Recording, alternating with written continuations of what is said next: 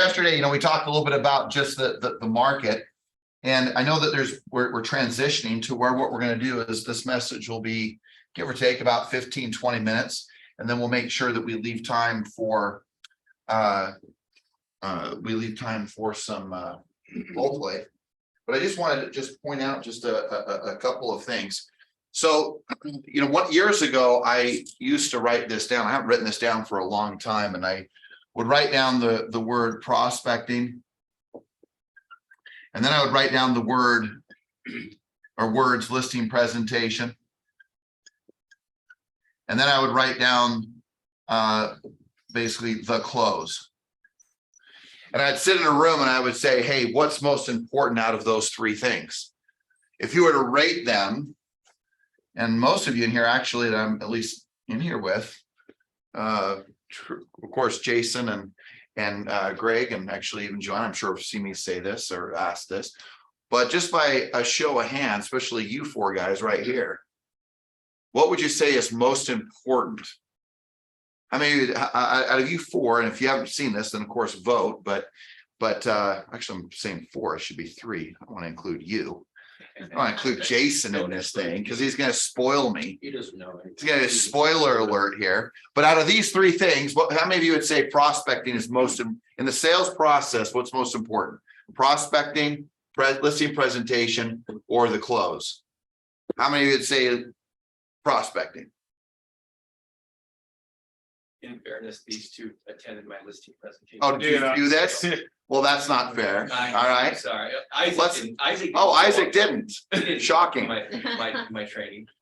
So, which most important, Isaac? Prospecting, listing presentation, or close? The close. And why would you say the close? You don't close, you don't have any. It's true. John, you've seen this before, right? You haven't? Okay, good. What would you say? And Greg, you've seen it? Many times. Okay. Gotta get Joanna around here more often. Just right. All right. What would you say is most important? And we're talking just about the sales process. In the sales process, what's most important? So prospecting is key to keeping your business alive. When you're meeting with someone, you definitely got to close, but your listing presentation has to be strong and powerful. You got to be confident. They've got to know you, trust you, and believe that you can help them. Yeah, absolutely. Well, and they're all look. First of all, they're all important. That's not the argument, right? I mean, they're all critically important. So, just as a reminder, and you're spot on, and Isaac, you're spot on too. The reality is, and this is just for me, that's how I've always explained it: is the better my listing presentation is, the more I want to prospect, and the more committed I am to prospecting. Because the more I prospect, the more listings I know I'm going to take. And the reality is, and Isaac, you said the close, which I don't think is an unfair statement, but at the same time, a great presentation makes an easy close. In fact, just even the appointments I've gone on with you, have the closes been really easy? Has it been a pretty simple process? Right. And so the thing is that the better the presentation, the easier the close, the better the presentation, the more you're going to want to prospect. And so the key is that I've just found over the years, and here's the thing, the very same skills that you'll use to increase your ability to close are in the presentation, and the very skill sets you need to become a better prospector are inside the presentation. So just I'm going to make point out, all important, but I've realized that if wherever I put my focus is, if I'll do that, I'm going to have more success. And so I would just advise you and counsel you that the listing presentation is the most important thing that you could focus on in this business.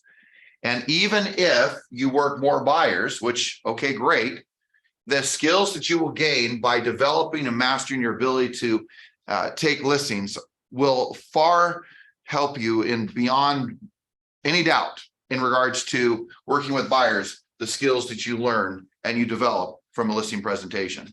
So just remember that as we play around a little bit with this. I want to just focus on a couple of core things within the presentation. And the first one is that you have a job. And it's been a while since we've talked about this, but I've often talked about this as being what I would consider There's so many angles we could talk about with the presentation, but I want to let this be the focus point today. I'm going to put up here, actually, let me put up here your job. Your job within the listing presentation is fourfold. And this isn't new, but I would argue to anyone in here or who's listening online that are you really letting people know what your job is? And so the first thing I would identify is, number one, is your job is that you're there to consult and to advise the actual client.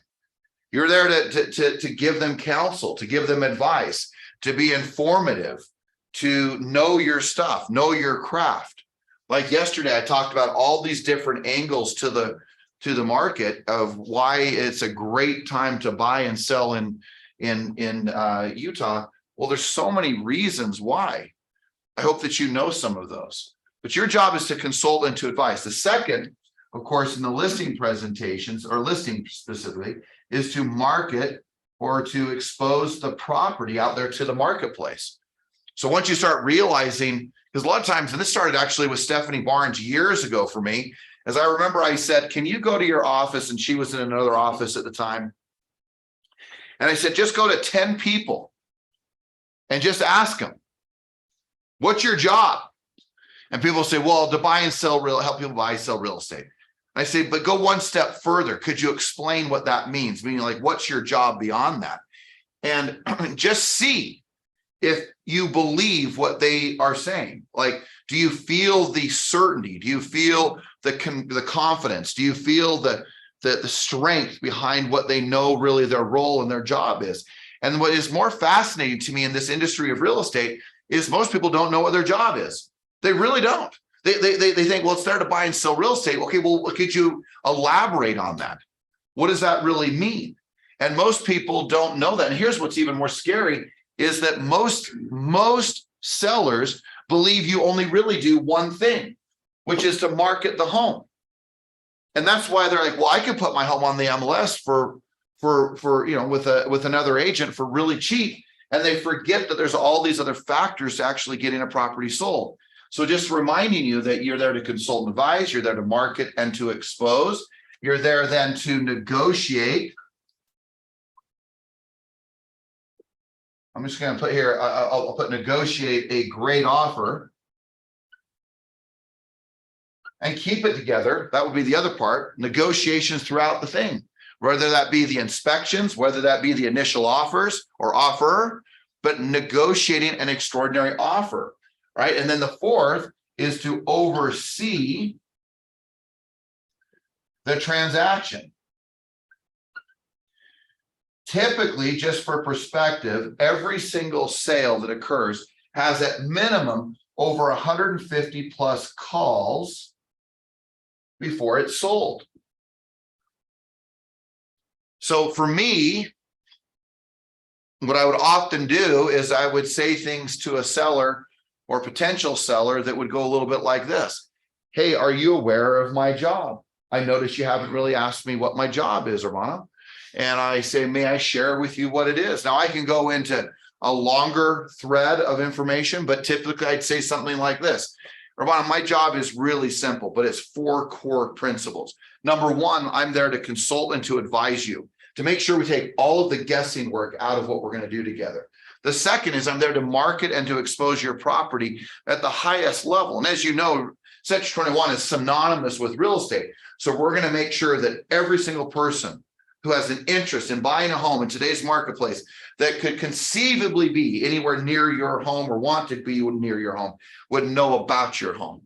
And the third is we know we're going to get offers. And so our job is to make sure that we negotiate the strongest and the best price for you so that we literally are protecting your equity and what you walk away with. And last, the reality is the majority of offers, when they come in, they never stay together. So there's a really important thing here in regards to overseeing the transaction.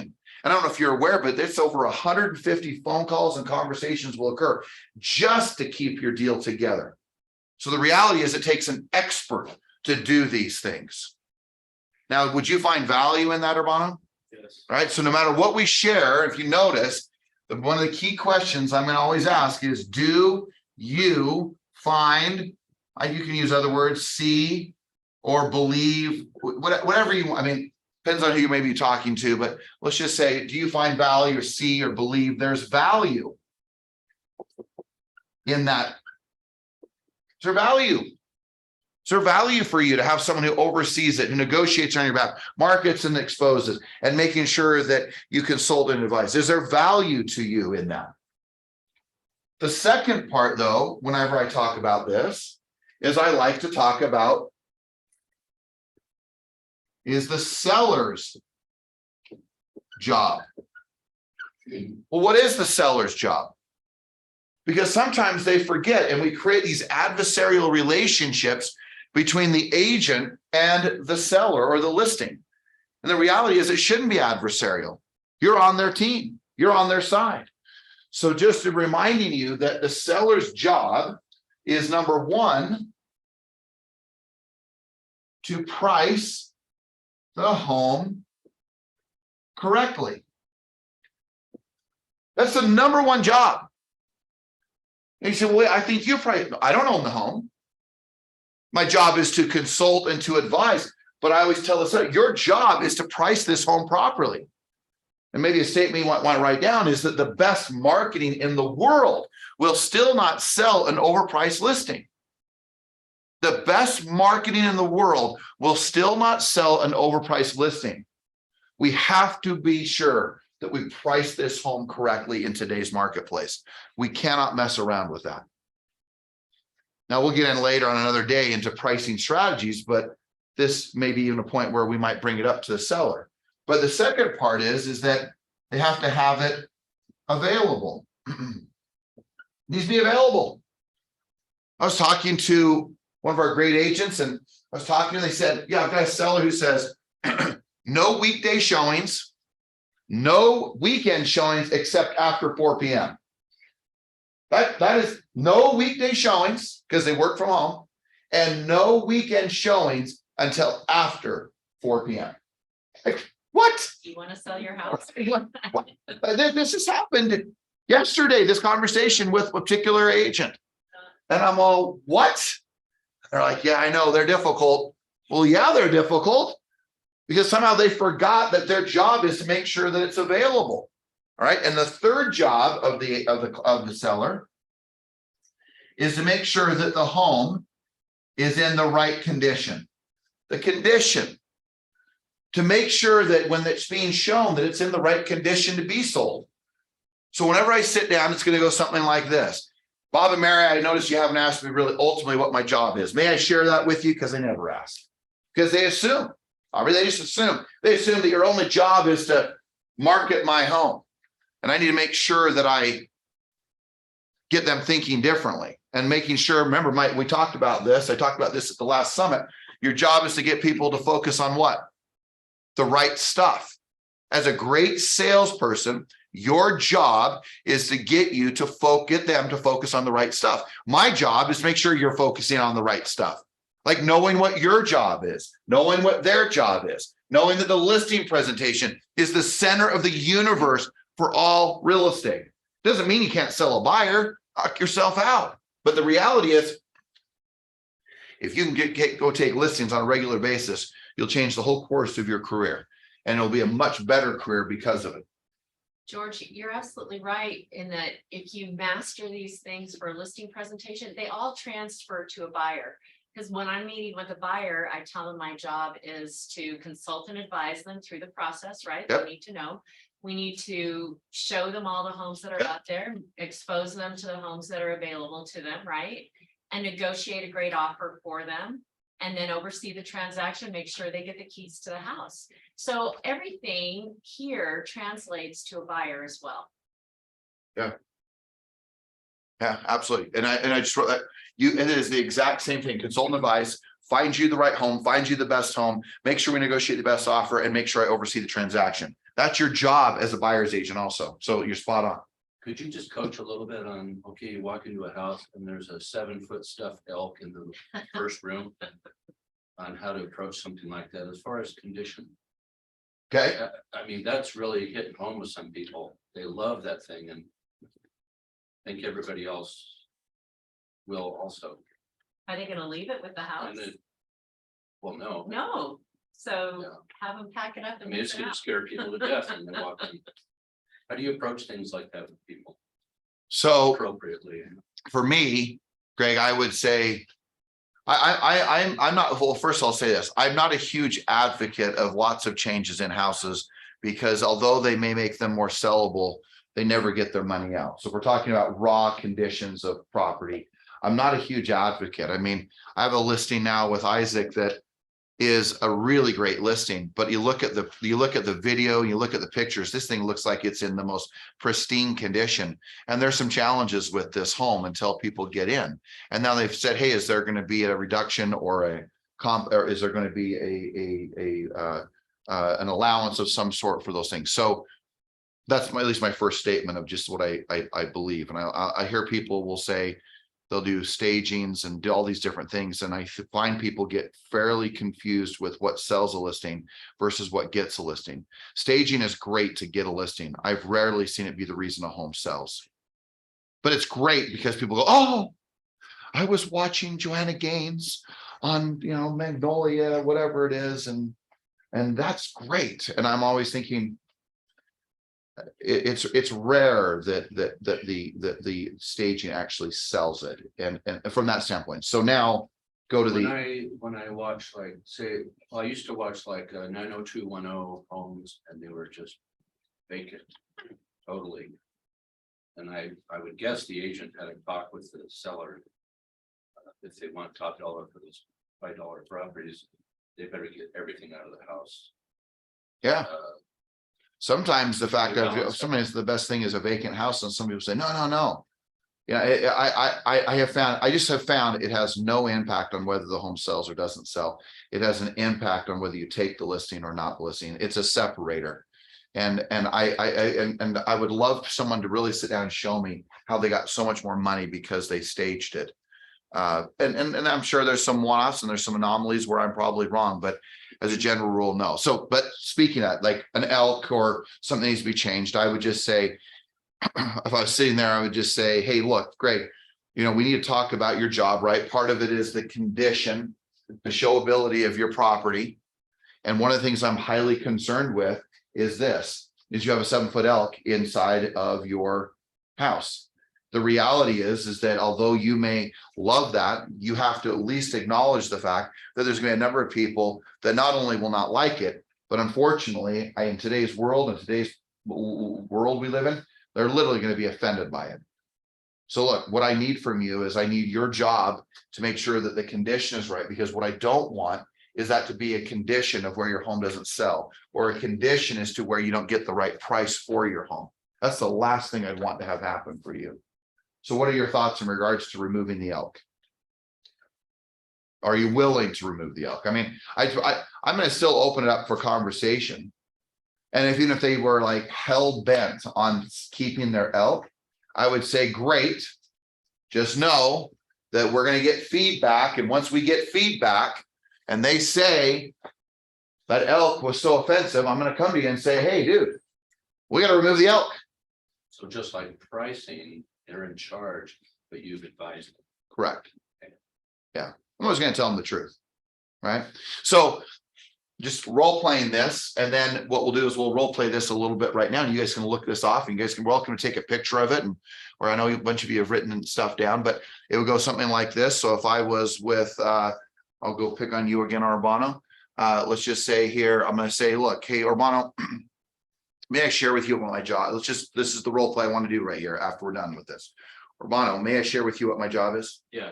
Perfect. And guys, I don't care if you look right at it, but just look, number one is my ability to consult and to advise you. It's to take all the guesswork out of this. It's to ensure the fact that the information you're getting, the data you're getting, the price that we're getting, all of these things are the things you need to make good decisions. Number two, I'm there to market and to expose your property to the highest level. When I think about real estate and I think about Century 21, I recognize that Century 21 is synonymous with real estate. There's no confusion that when the sign of Century 21 is in your yard, they aren't wondering if you're supporting some political activation situation. They're not questioning whether your home's for sale. When our sign is in your yard, they know your home is for sale. Number three, I'm there to negotiate the most the strongest and the best offer for you. To make sure that you walk away with as much money as possible, to ensuring that we're protecting your equity and your future. And the fourth is we're there to make sure that we oversee your transaction. Look, a lot of transactions are tough in today's marketplace, from inspections to mortgage companies to appraisers. All of these factors are factors that can either hinder and stop your home from selling, or number two, if we do it right, it will be the very reason that it sells. In fact, I've realized that the average sale takes over 150 phone calls just to get it closed. So, Urbano, let me ask you a question. Do you find that there's value in having these things, or that having me do these things on your behalf? Yeah, I find value in that. Excellent. May I share with you what I believe your job is? Would that be okay, Urbano? That's okay. Yeah. Well, number one is, look, I don't own your home. So number one is this. You own your home. So your job, number one, is to make sure that you price the home correctly. Now, look, we're going to go over a market analysis. We're going to go over some data. We're going to go over our pricing strategy. But the bottom line is it's your job. You own it. And we're going to ensure the fact that we price this home correctly. Okay? That's your job. The second part of your job is to have it available, right? Is to make sure that people can see your home. And of course, the third is to ensure your home is in wonderful condition, or maybe it's not. We have to talk about it like we just talked about with Greg, but your home has to be in the right condition. And the good news is your home is. And so if you can just ensure the fact that your home is in the right condition, you make sure it's available when it wants to be, when it needs to be shown. And let's make sure that we price this thing right. And I can tell you, if we do those two things, if I do my job, you do your job, we're going to have a great relationship as we move through getting this home sold. Fair enough? Yeah, fair enough. Great. You ready to get started? And I might say, just, are you ready to get started? Let's just do this. We'll do this. Are you ready to get started? Yeah. Great. Let's take care of some paperwork and get this home on the market. All right. Any thoughts, questions? Jason, anybody? I really like what Joanna said on overseeing the transaction, where she said the word keys. Yeah, for Make sure buyers, you get get your keys, and for a seller, it's get your money. That was a real positive word. Yeah. I actually have always said, deliver your keys and your check at the end of the day, right? And then number two, on negotiations, I've often said, Greg, I'm going to make sure I shake every buyer upside down and pour the money out of their pocket to ensure the fact that you get the most money possible. I mean, we'd like make it a little lighthearted, right? But to your point, delivering the keys and your check, making sure money gets into your account and the most money possible. Okay, any thoughts? No? That's great. I think if you get this down in your head, then you'll be able to at least pay attention to what they're saying.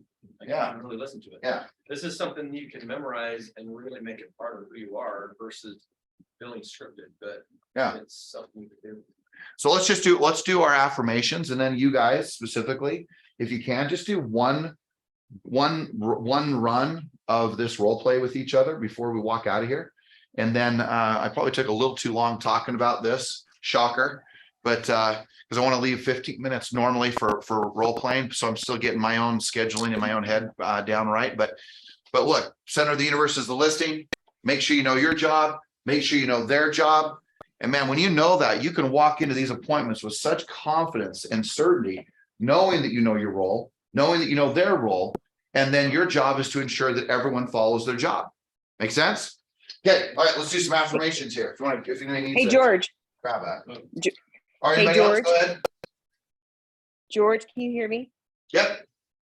Can you make sure this meeting is recorded so I can go back and listen to it again? Yes. Or is it too late? It should automatically be recording, but if it's not, Oh, it great. should automatically do that. I thought it automatically. Okay, great. Hey, Jason. Maybe it And does. though, you know what, Thank Kim, you. and also, hello, you called me and text me. So guys, you know that today with the foundation, we're literally in this room. We're going to fill 4,000 pantry meals for those in need. And they're going to start setting this up around 10 a.m. this morning. So if any of you can be here, we'd love to have you here. And then we're starting at 12 noon to 1 o'clock. Or whatever time it takes, but usually we have enough people that it happens and goes quick. And so for that, so we'd love to have you here if you can help set up at 10 a.m. But of course, be here to help fill 4,000 meals for people. So that's going to the food pantry. Kim, anything else on that? No, we're filling 1,000 packs, which equates Oh, to 1,000. 4,000 meals. Oh, okay. 1,000 There you go. packs, but it is 1,000 packs. 4,000 meals. Yeah, but. Come on, come on. I'm an it's agent. facts. I'm a real estate. You gotta exaggerate everything. We exaggerate everything 4 times. No, it is 4,000 meals, but it's in 1,000 packs. I don't want to scare everybody. It will be Yeah, good. it's It'll always, be you know, quick. it's crazy how fast, it is, it's Yeah. crazy. You guys have been crazy how fast it happens. It's especially, well, up to the, I guess it was only one person doing it a long time. But usually there's 30 or 40 people in this room and it's fun to do. All right. Was it recording or can you Yes. tell? It was? Yeah. Okay, perfect. All right, guys. here we Beautiful.